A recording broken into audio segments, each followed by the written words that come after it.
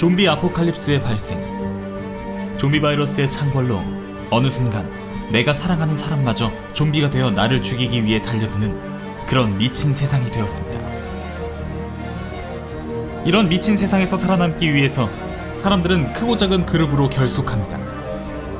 하지만 살아남기 위해서는 한정된 자원을 두고 쟁탈해야 하기 때문에 사람과 사람이, 그룹과 그룹이 서로 죽고 죽이는 질서가 무너진 그런 세상. 조금의 희망도 없는 그런 세상에서 수도 없이 많은 사람들이 죽어갔지만 그런 세상에서 끝까지 살아남은 이들이 있습니다. 강해서 살아남았다라기보다는 살아남았기에 강하다고 할 수 있는 사람들이죠. 그들이 결코 짧지 않은 워킹데드 시즌 7까지 살아남을 수 있었던 데에는 그들이 사용한 무기들의 덕이 적지 않습니다. 오늘은 워킹데드 생존자들이 살아남는 데 함께한 그 캐릭터들을 상징하는 무기들에 대해 한번 알아보겠습니다.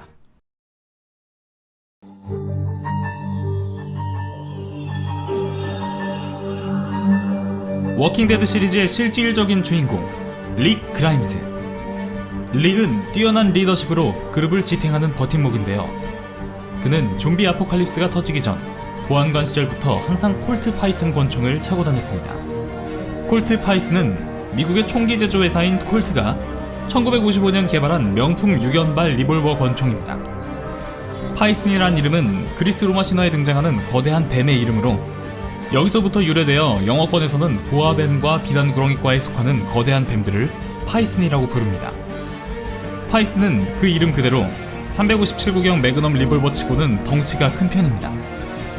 애초에 표적 사격 경기용으로 설계된 터라 그 어떤 권총보다도 높은 정확도를 보이는 것이 큰 특징입니다. 또한 다른 권총에서는 맛볼 수 없는 파이슨 특유의 부드러운 손맛 때문에 리볼버 애호가들 사이에서도 상당한 인기의 권총입니다.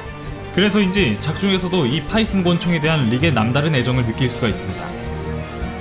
하지만 이 파이슨이 실제 좀비 아포칼립스에서 효율적인 무기라고 할 수는 없을 것 같습니다. 파이슨이 애초에 6연발 리볼버이기 때문에 6발을 쏠 때마다 바로바로 탄알을 장전해야 하는 불편함이 있기 때문입니다. 제 아무리 사격을 잘한다 해도 6발 모두 머리를 맞추기는 힘들 테고, 그렇다 하더라도 6발은 좀비 떼들을 상대하기엔 턱없이 부족합니다. 파이슨을 한 알 한 알 장전하다가 좀비 떼들에게 둘러싸이기 십상이죠.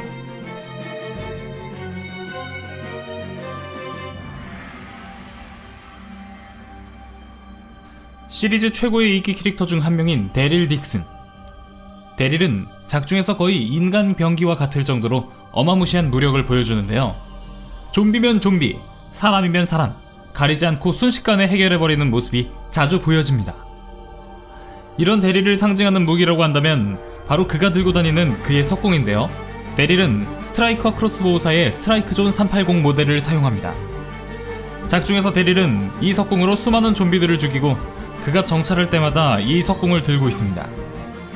좀비는 소리에 민감하기 때문에 소리가 큰 총보다는 석궁이 효율적인 부분도 있습니다. 하지만 석궁은 사용하는데 웬만큼 숙련되지 않는 이상 사용하기 꽤 힘든 장비입니다. 쏘는 활의 개수가 제한적인 데다 지속적으로 활을 공급받거나 생산할 수도 없는 환경이라 그때그때 활을 수거해야 하는 치명적인 단점이 있습니다. 좀비들에게 쫓기고 있는 상황에서 석궁으로 좀비를 맞추지 못하고 활이 저 멀리 날아간다면 그 활을 버릴 수밖에 없게 되죠. 총보다는 소음이 적어 좀비들과 싸울 때 유리한 점도 분명 있지만 그보다도 리스크가 너무나 큰 무기가 바로 석궁입니다. 진짜 데릴 정도 되니까 이런 좀비 세상에서 석궁 하나 들고 살아남을 수 있었던 겁니다.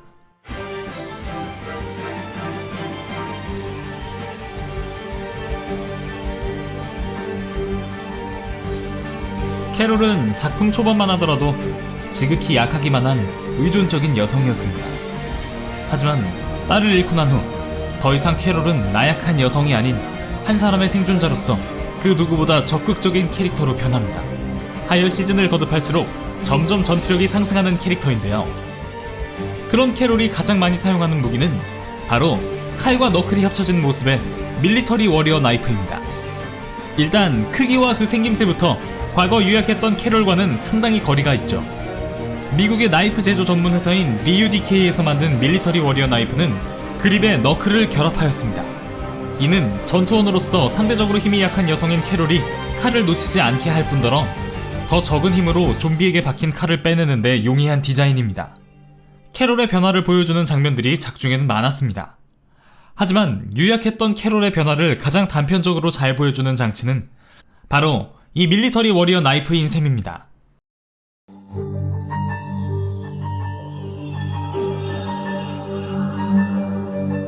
미쇼는 일본도로 좀비들을 일도양단내는 소드마스터입니다. 사실 워킹데드뿐만이 아니라 많은 좀비물들에서 와페니즈에 대한 동경으로 주인공들은 일본도를 들고 좀비들을 학살하곤 합니다. 일본도로 좀비들을 두동강내는 흑인 누나의 첫 등장은 너무나 강렬했습니다. 때문에 그녀를 상징하는 무기에 그녀의 일본도를 꼽는 것은 너무도 당연한 얘기인데요. 미쇼의 일본도는 과거에 얽매이는 자신과 살아남기 위해 마구잡이로 일본도를 휘두르는 비인간성을 상징합니다. 미쇼는 종착역에서 일본도를 잃게 되고 오히려 웃으면서 후련해하는 모습도 보이는데요. 교회에서 미쇼는 리게 일행들과 함께 적들을 무자비하게 학살하게 되는데 그들이 죽인 적들에게서 미쇼의 일본도가 나오게 되고 일본도는 다시 미쇼에게 돌아오게 됩니다. 작중에서 일본도는 이러한 상징적인 의미로 쓰인 장치였지만 실상 좀비 사태가 발생한다면 과연 일본도가 효율적인 무기일지는 조금 생각해봐야 할 것 같습니다. 전통 일본도보다야 낫겠지만 현대공정으로 만들어진 일본도라고 해도 일본도는 관리가 필요한 물건입니다. 피를 그때그때 바로 닦아주고 기름칠을 해주지 않으면 일본도의 날은 부식되기 십상입니다. 미션같이 헤아릴 수 없이 많은 좀비를 벤 일본도의 경우엔 이미 옛적의 수명을 다했어야 하는 것이 현실이죠. 그리고 일본도는 장애물이 많거나 좁은 통로와 같은 실내에서는 위력을 뽐내기보다는 오히려 거추장스러울 뿐입니다. 게다가 실수로 바로 옆에 동료를 벨 수도 있고, 그리고 좀비에게 붙들리게 된 경우 긴 일본도보다는 차라리 짧은 칼이 더 도움이 될 것입니다.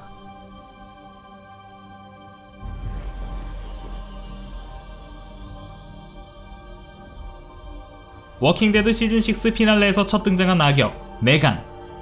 네간은 구원자들이라는 그룹의 리더로 자신에게 복종하지 않으면 끔찍하게 죽여버리는 무시무시한 폭군입니다. 거버너가 자신에게 위협이 되는 존재들을 제거하고 계속해서 군림하려 했다면 네간은 위협이 되는 존재들에게 감히 저항할 수 없는 무시무시한 공포를 심어주어 정신을 붕괴시키고 자신에게 복종할 수밖에 없게 만들어버립니다. 네간이 사람들에게 공포심을 심어줄 때 사용하는 무기가 바로 이 루실이란 이름의 야구방망이인데요. 사실 이 루실이라는 이름에는 가슴 아픈 사연이 있습니다. 사실 루실은 좀비 아포칼립스 전에 사망한 네간 아내의 이름입니다. 아내가 사망한 후 네간은 철선을 감은 야구방망이에 루실이라는 이름을 붙여 마치 또 다른 연인을 찾은 듯이 다룹니다. 또 다른 한편으로 루실은 좀비 아포칼립스 이후 사랑이라는 감정을 더 이상 느끼지 못하는 네간을 상징하기도 하죠. 이처럼 네간은 모두가 보는 앞에서 본보기 삼아 자신에게 저항하는 자의 머리를 묵사발내고 다른 이들을 복종시킵니다. 이 루실은 좀비 아포칼립스 세상에서 좀비를 대상으로 한 무기가 아닌 좀비 세상에서 살아남은 생존자들을 향한 네간에 대한 공포의 상징으로 네간 자신이 좀비 아포칼립스에서 완전한 독재자로 군림할 수 있는 대표적인 무기라고 볼 수 있습니다.